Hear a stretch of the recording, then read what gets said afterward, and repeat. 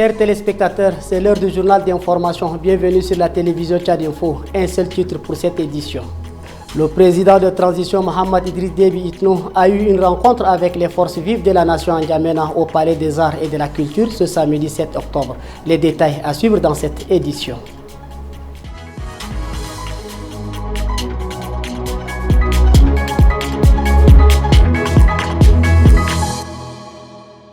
Une fois de plus, bonsoir et bienvenue dans cette édition de 19h45 comme mentionné dans les titres. Dans un contexte politique marqué par des changements significatifs et dans le cadre de sa tournée, le président de transition Mohamed Idriss Déby Itno a tenu une rencontre avec les forces vives de la nation ce samedi 7 octobre.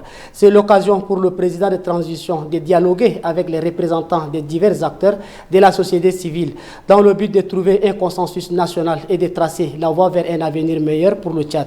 Suivez le reportage, des reportages réalisés par Sabre Nandiam. La rencontre s'est déroulée dans un cadre solennel, réunissant un large éventail de participants, notamment des leaders politiques, des représentants de la société civile, des chefs religieux, de membres de l'armée, des entrepreneurs, des éducateurs et bien d'autres acteurs clés. L'objectif principal de cette assemblée était de créer un espace de dialogue inclusif où chacun puisse exprimer ses préoccupations et ses suggestions pour l'avenir du pays. Dans son discours d'ouverture, le président Mohamed Idriss Déby Itno a souligné l'importance de l'unité nationale et de la réconciliation après une période de transition politique. Il a également exposé sa vision pour le Tchad, mettant l'accent sur la stabilité, le développement économique et la promotion des droits de l'homme. La réunion a été marquée par des échanges constructifs au cours desquels les participants ont abordé diverses questions, notamment la réforme constitutionnelle, la sécurité nationale, l'accès à l'éducation et aux soins de santé. Les discussions ont été animées, mais empreintes d'un esprit de collaboration visant à trouver des solutions aux défis auxquels le pays est confronté. L'actualité en bref de ce week-end porte sur une compilation des informations phares que vous propose Bekoto Junior. Suivons ensemble. Le général d'armée Ahmad Dari Bazine, ancien gouverneur du Logone oriental, cet été en France des suites d'une maladie, a appris Tchad Info des sources familiales ce samedi 7 octobre. Il fut plusieurs fois gouverneur et occupa de nombreuses fois des postes stratégiques dans l'appareil sécuritaire du pays. Il a été récemment admis à la retraite. Une note circulaire du 6 octobre signée par le vice-président chargé des enseignements de l'université de N'Djamena, Tatoloum Aman, rappelle l'interdiction du bizutage ou baptême au sein de l'université. Tatoloum Aman constate qu'en ces débuts de l'année académique, certains étudiants se faisant appeler généraux ou leaders bisoutent les nouveaux étudiants. Cette pratique humiliante qui entame la dignité humaine est interdite, rappelle-t-il. Il instruit les doyens des facultés à veiller à l'application des termes de cette note. Deux jeunes habitant le premier arrondissement de la ville de Pala seraient vendus par un homme à un haut gradé de l'armée nationale, d'après l'organisation d'appui aux initiatives de développement.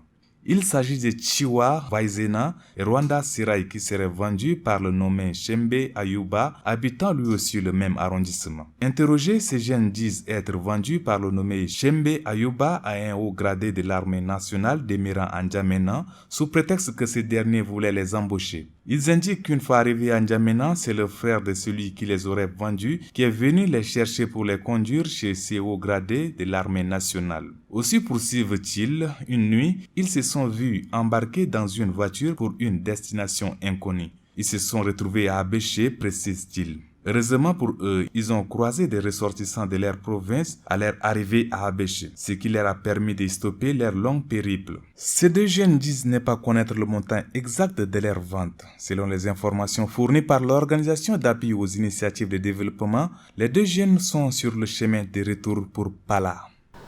Le monde célèbre ce 7 octobre la journée mondiale pour le travail décent, instituée par l'Organisation internationale du travail en 2008.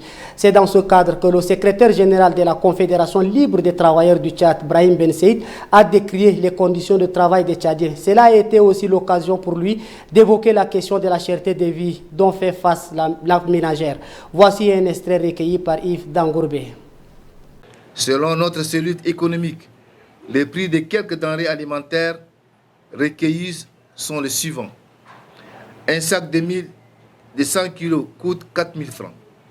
Un sac de riz local de 100 kg coûte 60 000 francs. Un sac de riz importé de 50 kg coûte 30 000 francs.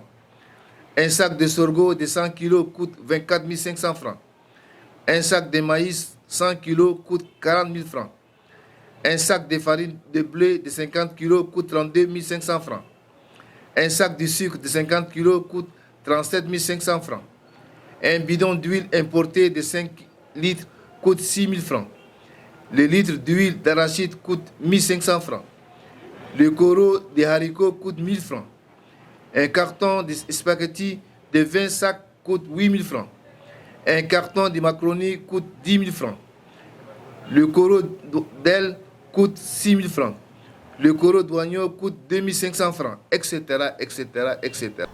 Le ministre de l'Aménagement du Territoire et de l'Urbanisme, Mohamed Assili Khalata, a fait une descente ce 6 octobre dans le 9e arrondissement de la capitale, précisément sur le site de construction de la digue de Walia Toukra. Objectif s'enquérir de l'évolution des travaux de construction. Les détails de sa descente avec Yves Dangourbé et Bekoto Junior.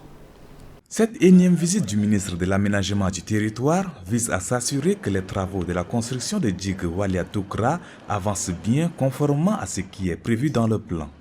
Sur place, le ministre a parcouru en intégralité les 30 km de digue avec plusieurs arrêts pour faire des orientations, mais aussi s'entretenir avec les techniciens. Les travaux ne sont pas finis, même par rapport à ce que vous aviez vu et qui est à minima satisfaisant. Les travaux ne sont pas finis et l'entreprise travaille toujours. Vous avez bien vu, il y a des réajustements à faire. Et par moment encore, le travail n'est pas fini. Et là, nous avançons tant bien que mal.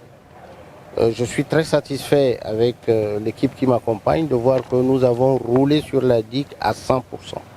Selon lui, les images qui envahissent les réseaux sociaux sont celles des parties de digues inachevées. Argument que soutient le contrôleur de ces chantiers. Cette zone n'était pas encore mise en travaux par l'entreprise en charge des travaux. La presse, vous avez constaté comme nous, ce point où on vous a montré le lieu où l'image est partie. Et on est aussi prêt encore à vous montrer d'autres images. Nous remercions ici l'entreprise, ce n'est pas mes compétences de remercier l'entreprise parce que l'entreprise accepte de faire certains travaux qui non seulement prévus par le marché, mais du côté social, l'entreprise fait des travaux pour protéger la population. 22 milliards de francs CFA, c'est le coût global de la construction de cette digue dont l'objectif est de protéger la population de cette partie de la capitale des potentielles inondations. Après la visite du ministre de l'Aménagement du Territoire, Mohamed Assili Khalata, sur l'évolution des travaux de construction des digues de Walia Toukra, l'association Jeunesse Active du 9e arrondissement appelle le gouvernement à s'imposer afin que l'entreprise en charge de la construction respecte les termes des clauses qui lui ont conduit à lui attribuer le marché. C'est à travers un point de presse animé par le porte-parole de l'association Minamou Diopsou Ezekiel ce 7 octobre à la maison des jeunes de Walia. Le point avec Perline Noudjoumadi. Après le lancement des travaux, la population a vite déchanté en raison de la qualité de cette digue. Construite à la va-vite en terre battue, mais dont le coût global est de 22 milliards de nos francs. Sur les faits, le regroupement des associations Jeunesse Active tient à faire observer au gouvernement des couacs liés à la rénovation de cette digue ainsi qu'il suit. Premièrement, Jeunesse Active voudrait relever qu'après plusieurs rencontres avec des experts du domaine pour des avis techniques sur la qualité de la digue conformément au fonds y afférent, ces hypothèses ont été confirmées par ces derniers, résumées autour de 3 grands points qui n'ont pas été respectés dans la construction de cette digue, dont la remise en question de sa durabilité. Dans le cadre de la célébration de la fête nationale de l'Allemagne, l'ambassade du pays au Tchad a organisé une cérémonie de réjouissance au sein de l'ambassade. Une cérémonie qui a regroupé plusieurs diplomates accrédités au Tchad et bien d'autres personnalités du pays. Yves Dangourbé a pris part à ces festivités qui ont eu lieu dans la soirée du 6 octobre. Voici son compte rendu. Cette célébration de la journée de l'Allemagne a réuni les Allemands résidant au Tchad, des corps diplomatiques, des dignitaires et d'autres personnalités du pays. Sa célébration se justifie par la fidélité à la devise « Unité, droit et liberté » qui était le signe de la paisible révolution allemande de 1989, a évoqué l'ambassadeur Günther Oberfeld. À cette occasion, l'ambassadeur allemand s'est exprimé sur la situation qui prévaut au Soudan depuis le 15 avril dernier. Pour lui, ce conflit, outre les souffrances qu'il inflige au peuple soudanais, est une menace pour la paix et l'équilibre de toute la région, à commencer par le Tchad. L'impact du conflit se fait déjà sentir pour le pays qui depuis avril a accueilli plus de 400 000 réfugiés sur son territoire, a-t-il dit. De même, Günther Oberfeld a tenu à saluer l'engagement de ses collègues des Nations Unies, des organisations et des ONG internationales qui travaillent d'arrache-pied le long de la frontière soudanaise. Dans le cadre des initiatives diplomatiques, il estime que les relations entre son pays et le Tchad sont de longue date. Nous avons accompagné le Tchad à travers une coopération approfondie et marquée d'un respect mutuel. La période difficile qu'ont connue les relations entre le Tchad et l'Allemagne au début de cette année était donc extraordinaire et j'avoue qu'on va encore demander des efforts pour surmonter toutes les répercussions, a-t-il relevé. Il rappelle une fois de plus l'engagement de son pays à pouvoir aider le Tchad dans son développement. Notre détermination d'accompagner le peuple tchadien sur le chemin de son développement reste ferme à travers de nombreux projets, des initiatives spéciales pour les réfugiés et les populations hôtes des projets régionaux dans lesquels nous sommes engagés avec actuellement un montant d'environ 230 millions d'euros, relate-t-il. Chers téléspectateurs, merci de votre fidélité et bonne suite de programmes sur la télévision Tchad Info.